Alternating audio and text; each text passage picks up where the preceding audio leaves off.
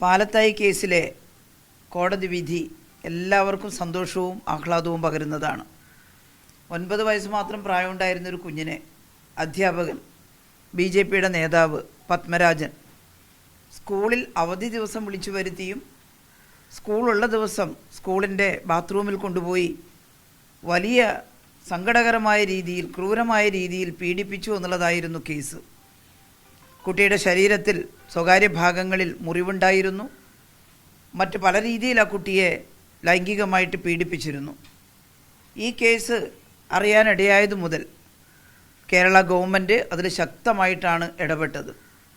ഞാനവിടുത്തെ ജനപ്രതിനിധിയായിരുന്നു. അന്ന് MLA ആണ്, മന്ത്രിയാണ്. ആരോഗ്യവകുപ്പ് മാത്രമല്ല, വനിതാ ശിശുക്ഷേമ വകുപ്പ് കൂടി കൈകാര്യം ചെയ്യുന്ന മന്ത്രിയായിരുന്നു.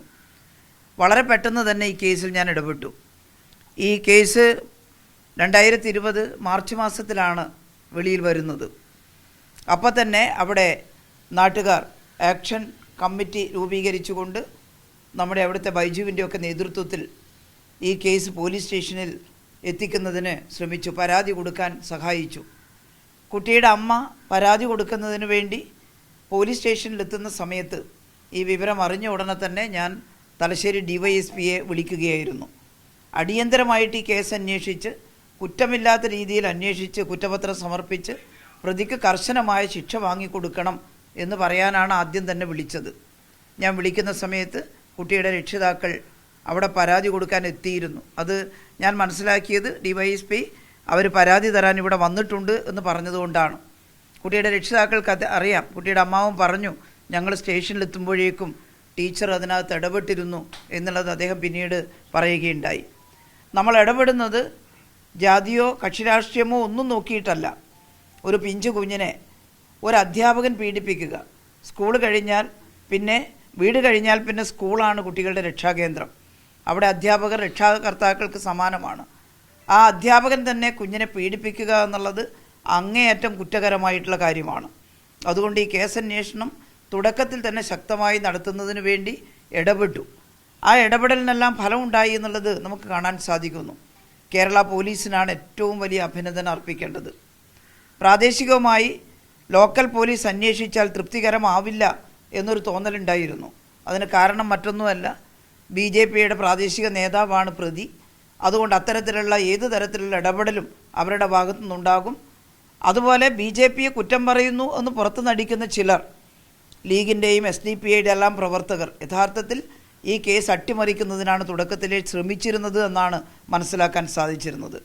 അതുകൊണ്ട് അത്തരം ഇടപെടലുകളൊന്നും ഇല്ലാതിരിക്കാൻ വേണ്ടി ഈ കേസ് ബഹുമാനപ്പെട്ട മുഖ്യമന്ത്രിയുടെ മുമ്പാകെ ഈ കാര്യങ്ങളെല്ലാം ഞാൻ ചൂണ്ടിക്കാണിച്ചപ്പോൾ അദ്ദേഹം കേരളത്തിൻ്റെ മുഖ്യമന്ത്രി അത് ക്രൈംബ്രാഞ്ച് അന്വേഷിക്കുന്നതിന് വേണ്ടി വിടുകയാണ് ചെയ്തത്. അത് ഏറ്റവും ഉചിതമായി ക്രൈംബ്രാഞ്ചിൻ്റെ അന്വേഷണ സംഘം വളരെ തൃപ്തികരമായിട്ടുള്ള അന്വേഷണം നടത്തി. ഒരുപാട് അപവാദ പ്രചരണങ്ങൾ ഞങ്ങൾക്കെതിരായിട്ട്, പോലീസിനും അതുപോലെ അവിടുത്തെ MLA ആയിരുന്ന എനിക്കുമെതിരായിട്ട് ഈ ലീഗിലെ ആളുകളും അതുപോലെ തന്നെ SDPIക്കാരും BJPക്കാരും എല്ലാം അന്ന് ഉയർത്തിയിരുന്നു.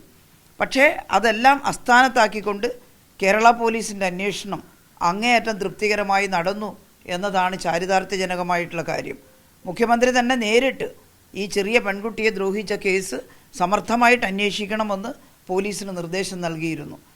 കേസന്വേഷണത്തിൻ്റെ ഒരു ഘട്ടത്തിൽ ആദ്യം തന്നെ ഏപ്രിലാണ് പ്രതിയെ അറസ്റ്റ് ചെയ്യുന്നത്.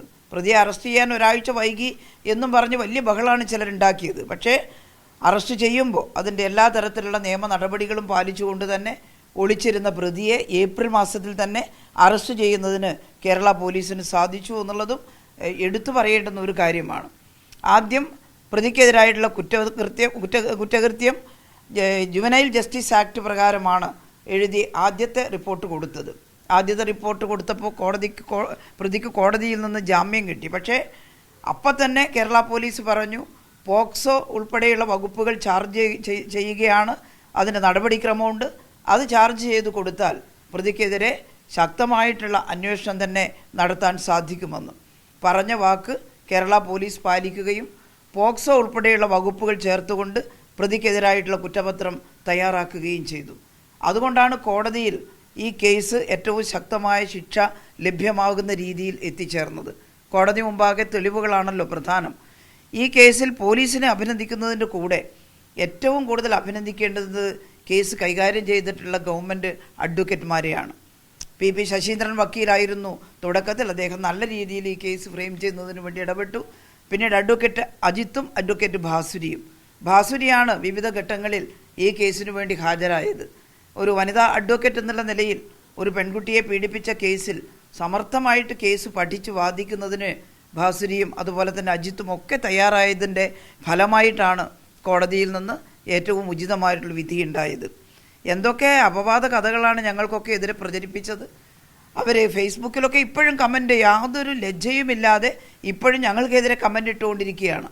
പക്ഷേ ആ കമൻ്റ് ഇടുന്നത് ചുരുക്കം ചില ആളുകളാണ്, വളരെ വൃത്തികെട്ട മനസ്സിൻ്റെ ഉടമകളായിട്ടുള്ള ചിലർ. അവരാണ് ഈ കേസ് അട്ടിമറിക്കാൻ താല്പര്യപ്പെട്ടതും കുട്ടിയെ കൊണ്ട് ശരിയല്ലാത്ത മൊഴി പറയിപ്പിക്കാൻ വേണ്ടി തുടക്കത്തിൽ പരിശ്രമിച്ചതും. ഞങ്ങൾ അവിടെ നന്നായിട്ട് ഇടപെട്ടു. കുട്ടിക്ക് ശരിയായിട്ടുള്ള മൊഴി പറയാനുള്ള അവസരമുണ്ടായി. വക്കീലന്മാർ അത് വളരെ ശരിയായ രീതിയിൽ കൈകാര്യം ചെയ്തു. ആ കുഞ്ഞു മോൾക്ക് നന്നായിട്ട് അറിയാം അവളെ പീഡിപ്പിച്ചത് ആരാണെന്നുള്ളത്. അത് കൃത്യമായിട്ട് മൊഴി നൽകി. ഇന്നലെ കേസിൻ്റെ കോടതിയുടെ കണ്ടെത്തൽ കുറ്റക്കാരനാണ് എന്ന് കണ്ടെത്തൽ വന്ന ഉടനെ തന്നെ കുട്ടിയുടെ അമ്മാവൻ എന്നെ വിളിച്ചിരുന്നു. വളരെ ആശ്വാസമുണ്ട് ടീച്ചർ എന്ന് പറഞ്ഞുകൊണ്ട് വിളിച്ചിരുന്നു. ഞങ്ങൾ ആ കുടുംബവുമായിട്ട് ഞാൻ പിന്നെ നിരവധി തവണ ആ കുടുംബത്തിൽ പോയിട്ടുണ്ട്. അവരെ ആശ്വസിപ്പിച്ചിട്ടുണ്ട്, കുഞ്ഞുമോളെ ആശ്വസിപ്പിച്ചിട്ടുണ്ട്. എന്തായാലും ഇന്ന് നമുക്കെല്ലാവർക്കും ആശ്വാസമുണ്ടാകുന്ന ഒരു ജനവിധി, മാതൃകാപരമായിട്ടുള്ളൊരു ജനവിധിയാണ് ജീവപര്യന്തം തടവിന് ശിക്ഷിച്ചു എന്നുള്ളത്. അതൊരു നല്ല ശിക്ഷ തന്നെ ഏറ്റുവാങ്ങാൻ ഈ പ്രതിക്ക് സാധിച്ചു എന്നുള്ളതിൽ വലിയ ചാരിതാർത്ഥ്യമുണ്ട്. ഇതൊരു മാതൃകയായി തീരട്ടെ എന്ന് മാത്രമാണ് എനിക്ക് ഈ അവസരത്തിൽ പറയാനുള്ളത്.